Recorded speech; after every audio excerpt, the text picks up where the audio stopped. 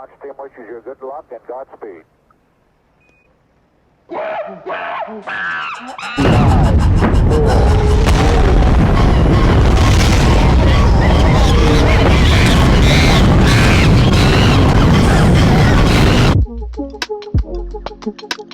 Space Monkeys blasting off on intellectual property rights. Today in the studio we have Dakota Barnett, former assistant to the governor of Maryland and Subway sandwich artist. He's now the founder and big brain behind InvArch, the project using NFTs to capture the wild world of intellectual property on the blockchain. Dakota, welcome to the show. Thank you so much for having me. That was a tremendous introduction. Thank you so much. Yeah, no problem, man. I understand that the project's only been visible since the summer, but you've been building the concept in your mind for more than 4 years. Yeah, so going on, as we go into the summer, going on 5 years now, I guess, is like the beginning of the idea, but it's evolved a lot since then, substantially, but yeah, 5 years now. It's been a long process. A lot's happened. It's finally come to what I believe like the final form of what it needs to be, and I'm really, really excited for that. But yeah, it's been a process, kind of just trying to solve problems and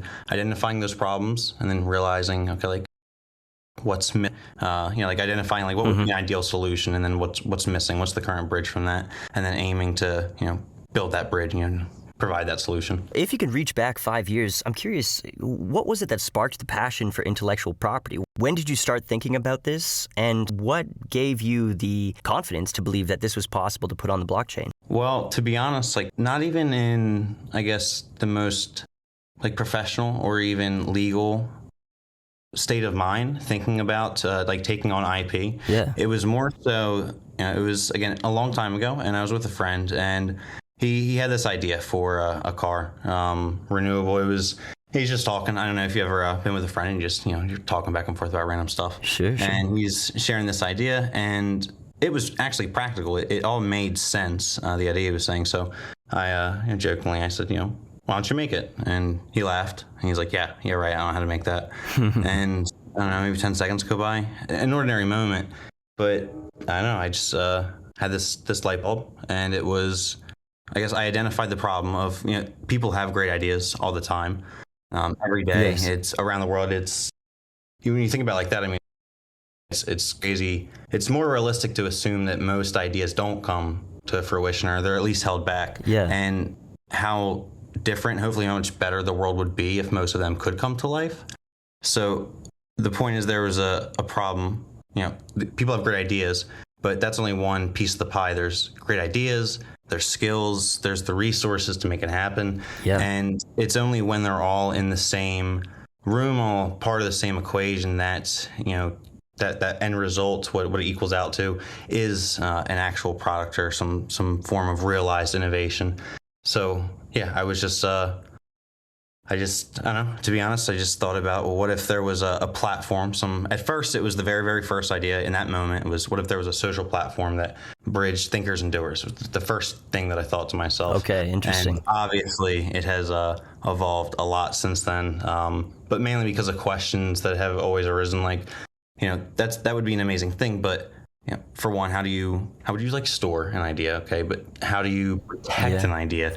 Back then, blockchain was not on the mind yet. This was kind of like a Web 2 vision. Yeah. 5 years ago, absolutely. To be honest, 5 years ago, I wasn't too well versed with Web 3 that much. I guess 5 years ago, the most experience I had was, I was familiar with what Bitcoin was. I knew that it was a digital currency. I understood how it worked in a very loose sense, but I wasn't brought on too much farther beyond that. I didn't have too much exposure to it. Sure. It wasn't until later years that I finally got that exposure, and man, once I did, it was I don't know, as like meant to be. It was an amazing moment. Just coming to grips with Web3 and the tech and the potential and everything that's possible and can be possible, and realizing that this is the answer to a lot of problems that would have prevented something like that, such a platform that connects thinkers and doers to really take off in a global sense or be really successful. And that's what kind of started to lead me down the rabbit hole to, eventually to where I am today, which is a really, really wonderful place. I would say that. Yeah, amazing. In your InvArch Edu series, it seems like that immutable record on the blockchain is one of the huge advantages to IP on the blockchain versus in the traditional world, where it seems like the question of the origin of an idea is often up for debate. Yeah, it's kind of fascinating, especially when you kind of look throughout history.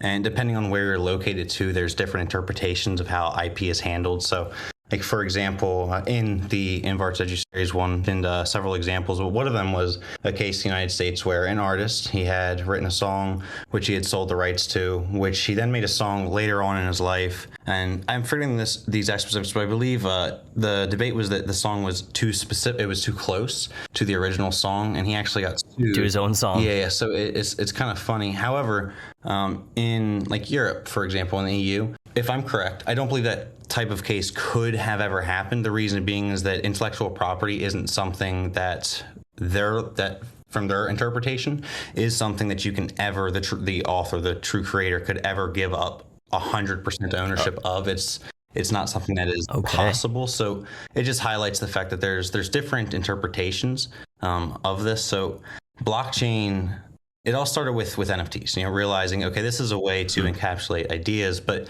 things are missing, and there are concerns that people have regarding originality, which most people say it's kind of a misunderstanding on their end, not truly understanding what an NFT is. It's the CID, it's that record of ownership over that data that is what is unique, and there's a lot of power there.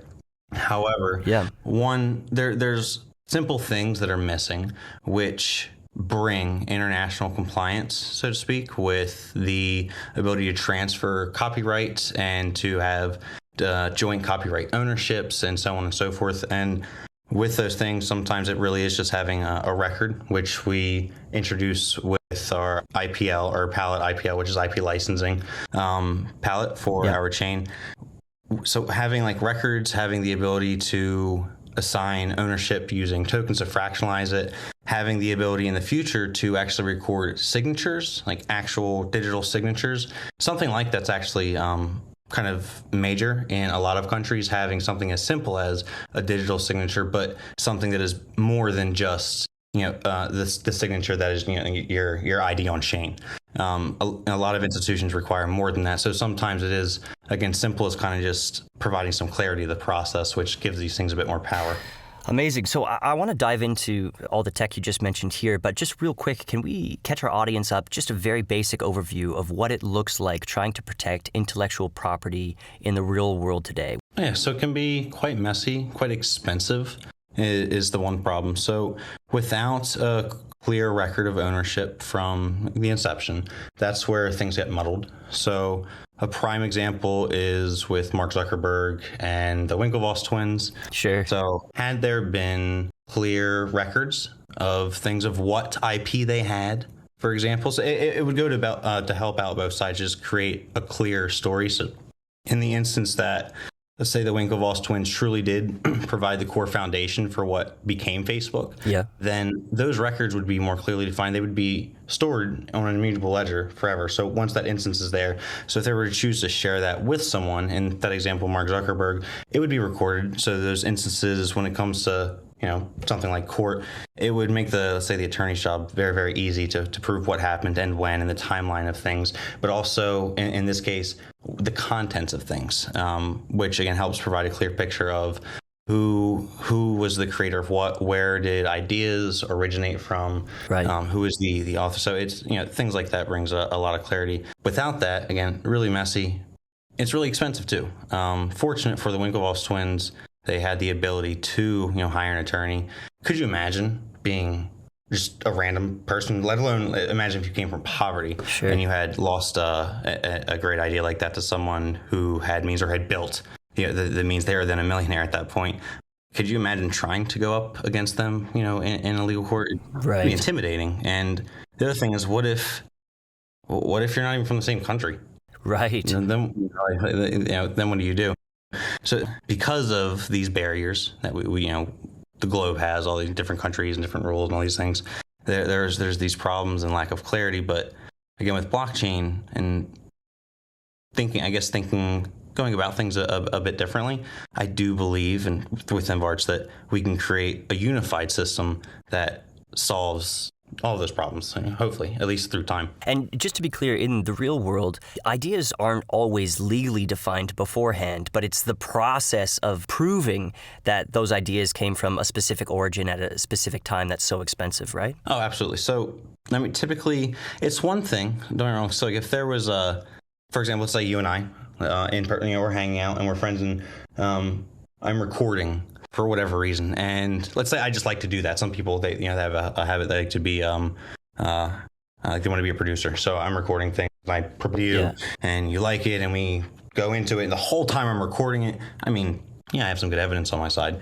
Most people, unless they keep good records, it can get a bit hard. So again, it's not always easy. And ideas, again, it's that record, that process, the proof.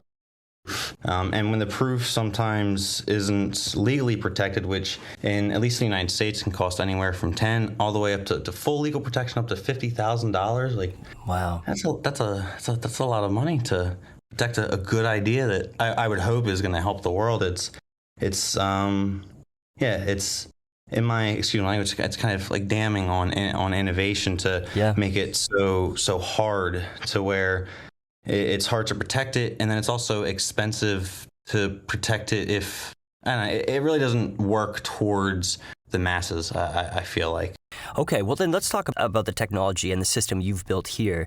The first protocol, or maybe you called it a palette, you can correct me here, but it's the InvArch palette, is that right? Yeah, so InvArch, I call it... I've been calling it InvArch just for the sake of pronunciation, because some people might struggle. Okay. It's a little easier. InvArch, OSIF, and XEA. So in the InvArch palette, you have 4 different styles of tokens, really. You have the IP files, the IP sets, the IP tokens, and then the IP licenses. Okay. But if we could just start with IP files there. So let's say somebody has an idea, like your friend with that car idea he had. What would be the process of putting an idea like that on the blockchain, and how would you use these different categories of tokens to do it? Well, I guess initially, one thing that's important is how passionate someone is. So say he's really passionate about this. Let's assume this. So an individual would be able to store, if they had diagrams explaining this, if they had, even if it was a PDF that's going through, outlining, breaking things down, explaining them, the same materials that anyone would otherwise require to present an idea to individuals. It could be a PowerPoint, whatever creative approach they take. Okay. Minting those and having this. So then there's, it's time-stamped in this case. Now, one day there will be an application, GitArch, which will help with this process with a nice UI. But on the chain, the back end, at the protocol level, having this information stored forever, having it time-stamped. Yes, an individual, they go ahead and just mint files. It's a very, very similar process to NFTs, not reinventing the wheel in that aspect. It's just, I guess, instead of on your desktop of clicking on, right-click and then new file, it's just kind of the file already exists and you're just dragging it over and allowing it to then exist on chain. So a full idea would be encapsulated in an IP set, and that would be made of many IP files. That could be an NFT of a slideshow or an NFT of a diagram, and those make up the set.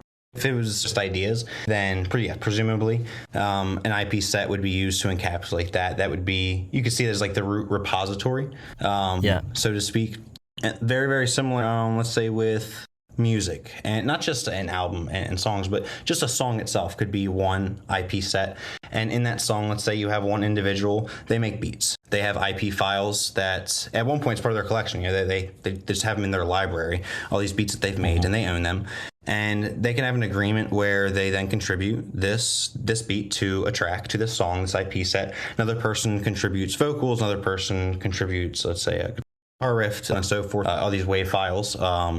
They make this song together. The song is the root, and so that's another way of thinking about it, this way to like kind of bridge the collaboration there with an idea, being able to encapsulate it, but then it can get quite expansive beyond that. And then you can have, think about it in multiple layers, so to speak. So you can have this, there's the root repository, so to speak, like the root IP set, which is the overall idea. However, within there, and this is the beauty of the structure. This is why it's not just IP files inside an IP set, but why you can also have other IP sets. inside an IP set. Right. And it's the ability to have, it's important to have like subsections, so to speak. Because this is a permissionless process, like, how do you define what a complete idea is? What's stopping people from just minting the bare minimum ideas? Like in the music instance, you know, they mint like, oh, these 4 chords are my idea. How do we define where an idea begins, a unique idea begins, and where, you know, just something that belongs to everybody exists? Absolutely. That's a very, very good question. So this gets us a bit into cross-chain authentication and different statuses. So very, very important with this, because as far as like the more philosophical question of what is an idea, yes, that would be very, computers aren't, especially blockchain, they're not designed to answer questions or to solve necessarily questions like that. Right. But that's a core thing with InvArch is, you know, how to protect uniqueness. You know, that's the importance there. How do you protect originality, but making sure that you're not protecting, I don't know, if hypothetically someone, you can't just mint the letter I, but let's say in that extreme sense of some way someone found out how to letter I to where it, you know, how do you prevent anyone from using that letter? There's going to be a status, it's called common good, for a lot of core, like basic, like with code, this would be very, very easy, like a lot of like core basic functions, things like that. But then also having decentralized committees as well in order to take up disputes if someone were to say that something were too simple or too like universally required. And in an instance where, let's say if someone had made something for the first time and someone was just saying like, that's too good, I'm not saying anything. More so saying that if someone had tried to mint something to where someone can easily point back and be like, no, like this is something where we've been using this, we need, you know, something, you know, common sense there. Making sure that any instances like that don't get in the way to scurry innovation, of course. You're saying, okay, maybe there'll be some councils or something to like really define like what makes an idea. And then this cross-chain authentication protocol. I mean, couldn't someone just tweak an idea just a little bit to avoid detection? Or glad you asked that. So there are different hashes, and it's kind of new technology, but powerful tech. Something that Google is very fastly moving into and embracing the potential of it is so different hashing mechanisms. So there's min hash. There's SIM. You're familiar with CIDs. CIDs are more or less just used to reference, to point to where the data is, whereas a min hash and a SIM hash are used to actually, they're more so the product, the byproduct really of the contents of that data itself that they come from. Now, min hash is for finding those more specific, those one-to-one matches, exact matches, but a SIM hash, sorry, I'm excited, is more like a fuzzy hash. So a fuzzy hash is used to where there are those slight adjustments. You think you're being slick. You're changing a little bit of color on a picture, making a little edit. That's where those slight variations, it'll still produce the same hash and find those connections. So it's very, very, very powerful. Okay. So understanding the ability to where every file can have that attached to it, and then whenever any file across Web3 or one day just across the internet, whenever a file is made, you know, to be used, so at least whenever a file is made, a record of its fingerprint is sent to the InvArch parachain. It is then indexed, it's cross-referenced against one another, and that's how you have this system where you can audit, within several seconds, check to make sure that information isn't stolen or plagiarized. And you can have, you can authorize for your IP sets to be replicated. There's a whole bunch of different functionality there to allow the freedom. You can have open source, so you can give it to the world. But the point is, if you want to keep it protected, you have that, and if you want to share it but control it in some aspects, you can do so, thanks to, again, with different agreements, different token possibilities and fungible token possibilities and all of that. Okay, awesome. So let's talk about those fungible tokens now, because an idea has value because it can be turned into a product or a service that can then generate revenue. Mm-hmm. And then we can represent the value of that idea in these IP tokens. And what you're saying is you can have lots of different types of IP tokens. So you can have an IP token that represents the future revenue of an idea, or an IP token that represents the ability to change things in the IP set. So one thing that is also important to note is that individuals will one day, so smart contracts will be able to be stored as IP files. So, which another day we'll talk about in the near future. We'll talk about that with our IPVM and elaborate a bit more on that. The significance of that bit is that so IP sets more than just the concepts of ideas, but they can be applications, they can be dApps, and we'll have the ability for WASM EVM as well. But IP sets themselves can be actual applications and dApps. With that, there's different ways to go about things. So obviously, the way that one would manage an application, a bit more centralized, sometimes would be different than smart contracts themselves. But with this, the ability to have different fungible tokens. Let's say there's the ownership over the idea. Let's say there's 3 individuals. We want to record and we want to, legally, compliantly share the ownership, this joint copyright ownership over this. So Palette IPL has that agreement in place. It recognizes the asset ID of that class of IPTs. Let's call them IPT0. There's 3 of them. That's their quantity at this point. They have an ID, and that's the asset representing ownership. Each individual has one. So this is how you divide it that way. Now, they're building this this idea of theirs. Let's say it's an application. So they're building it, and there's going to be bringing on a privacy layer in the future. Again, something we'll talk about later. But so they're looking to share access with a new developer that they bring on. So they don't want to necessarily give their actual legal ownership to him. You know what I mean? So they don't want some catch-all. This is where, let's say in this instance, now they have another tier, IPT1, that represents access there. Boom. So we have this. And now their application, say it is blockchain based. I do believe the world is that the future is a mix. It's a bit hybrid. I do believe that. I'm more in favor of decentralization all the way, but I'm also very practical. And understanding that. So with that, so in this example, you have this. Now there's the utility of the network, which is required. This could be for governance over a majority of decisions over certain aspects, or just help power it. And in this instance, that's where you would want a utility token. You don't necessarily want everyone having the ability to edit, to make changes. Maybe you do. And in most cases nowadays, that is a fairly open thing. But sometimes it's nice to separate these aspects to where individuals who more so qualified, where you can define who has a say on what. Okay, so what I want to ask about, so you have all these different tokens, and I want to take this into the on-chain innovation funding. As I understand it, and I might be incorrect here, but people have the ability to stake IP sets in exchange for Varch tokens? So this is actually, this is something really, really excited to talk about. So think of it this way. So an individual has an IP set. They would stake that to the network. That's their way of proposing the idea. There's 3 different ways, and think of them, they're all part of this same protocol, but think of them as 3 different options. So in this first option, I'm going to go stake my tokens. I have 100 Varch. I'm going to stake them to a collator.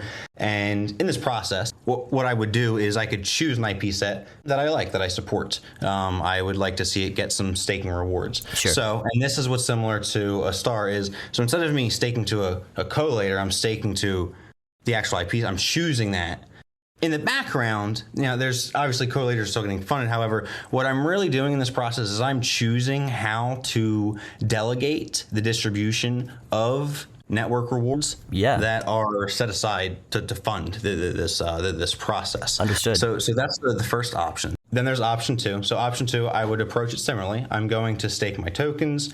However, instead of this process where I'm just simply saying, I support this project, I'm going to go and get my network rewards.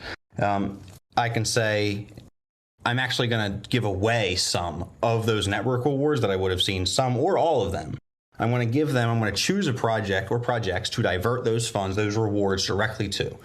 In exchange, the reason I'm doing this is because that project has proposed, where there's obviously a ratio for my tokens, for their tokens that I'll get for supporting them. That project, that IP sets, they have proposed themselves. It's like they've staked the network, but with terms, so to speak.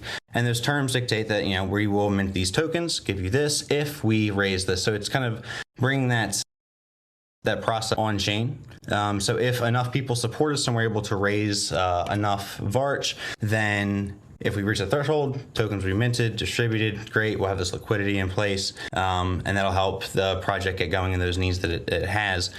However, if they don't meet that threshold, then those stakes that would have gone to the IP set, then they'll just go to the individuals, and it's like, experiencing the rewards as usual. No harm, no foul. So interesting. So it's like investing in startups with staking rewards. Precisely. That's yes. So cool. Precisely. And then there is a third approach. Yes. Obviously, different countries, different laws, but most places. I'm really excited about this. So hear me out. Okay. I'll give you the example. So this is what we call IP donations. Okay. And I think the best way to describe it is this example. In hindsight, it is the ability to donate your staking rewards to an IP set. What's the significance of that? Why would I do that? So you have Bob, you have Alice. They both have $80,000 in tokens. They both are in a scenario where, let's say, they make $20,000 in staking rewards. Now, Bob, he takes that. He's like, yes, like, good for me. Now, Alice, she had chosen to donate that $20,000 to other IP sets. Again, you might be asking, Alice, that's a lot of money. Why would you do that? Well, let's go to tax time. So, Bob, $100,000 is his earning, and he gets a tax plus 25%. In this example, say it's 25%, so he has to pay $25,000 because he has $100K. So he's left with $75,000 of buying power. That's what he's left with. Well, then there's Alice. So she had the $80K, but she donated that $20K. So she doesn't have $100. When she gets hit with the, say, again, she'd probably have less. Let's say 25%, which would be $20,000 of 25% of 80,000 would be $20,000.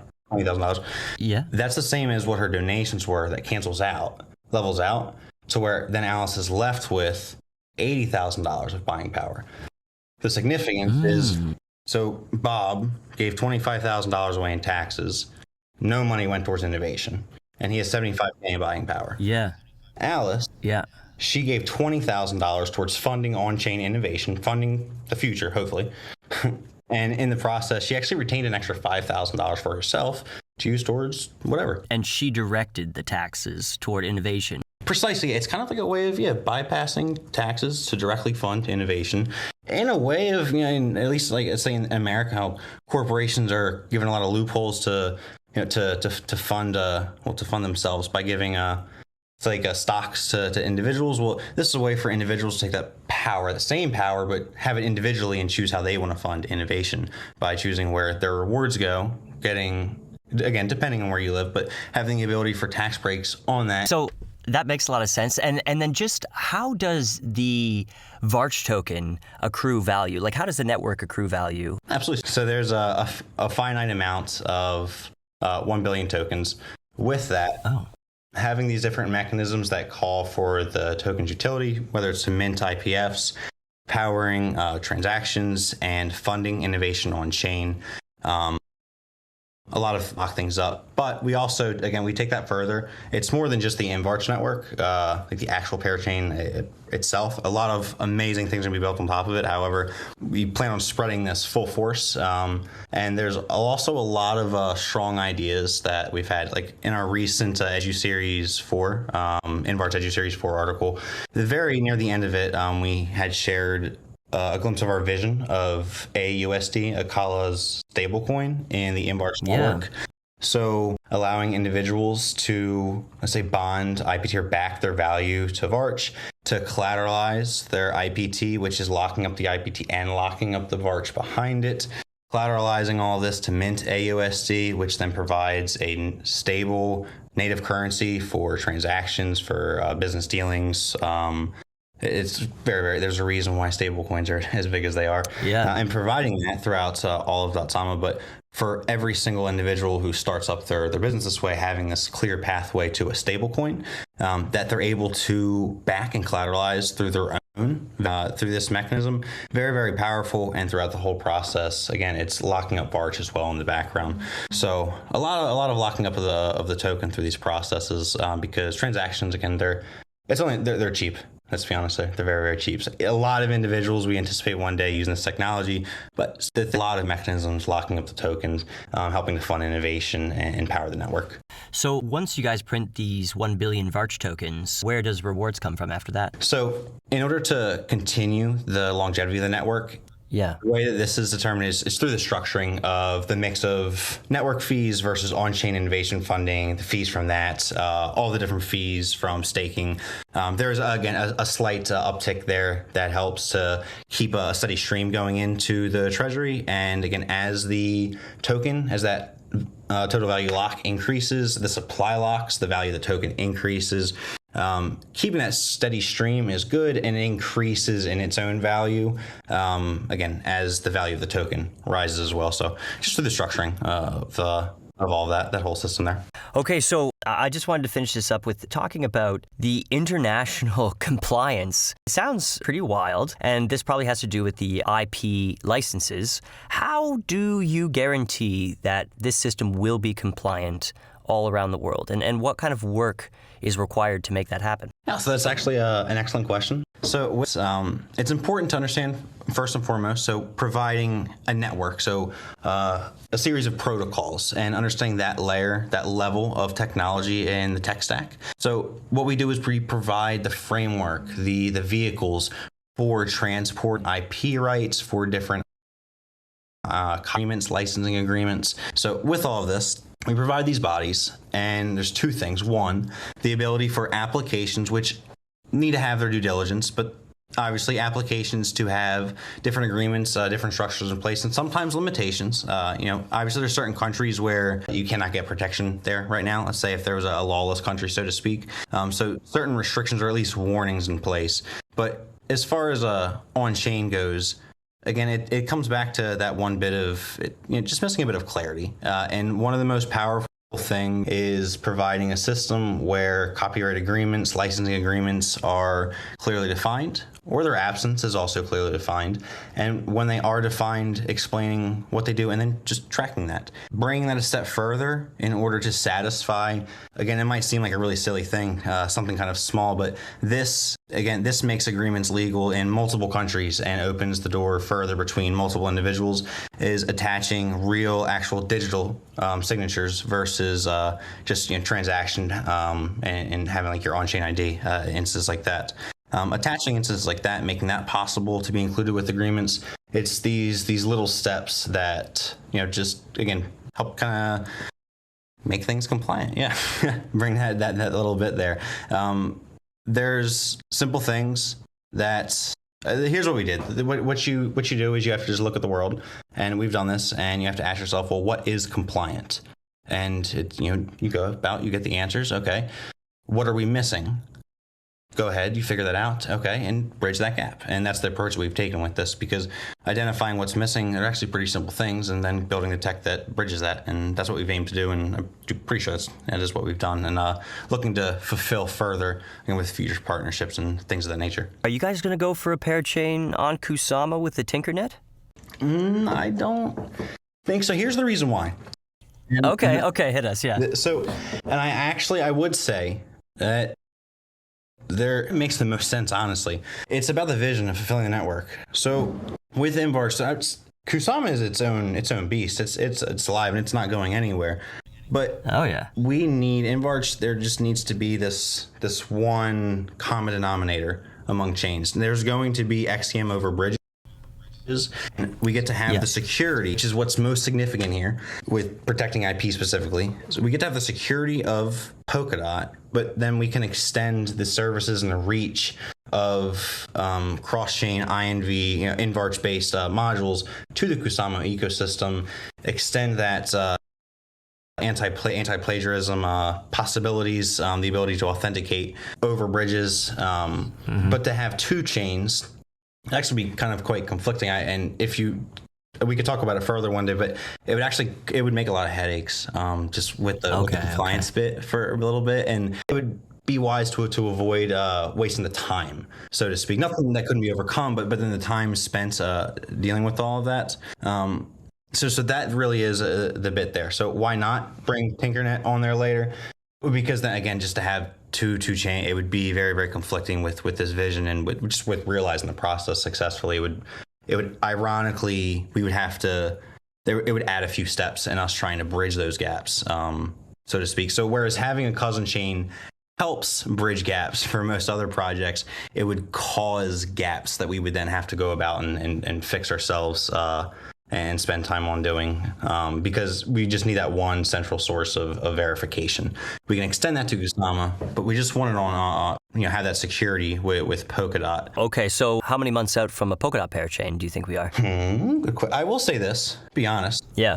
Things, not terribly at all, but slightly, just slightly. Things always take a little bit longer than anticipated, but it's because We know that.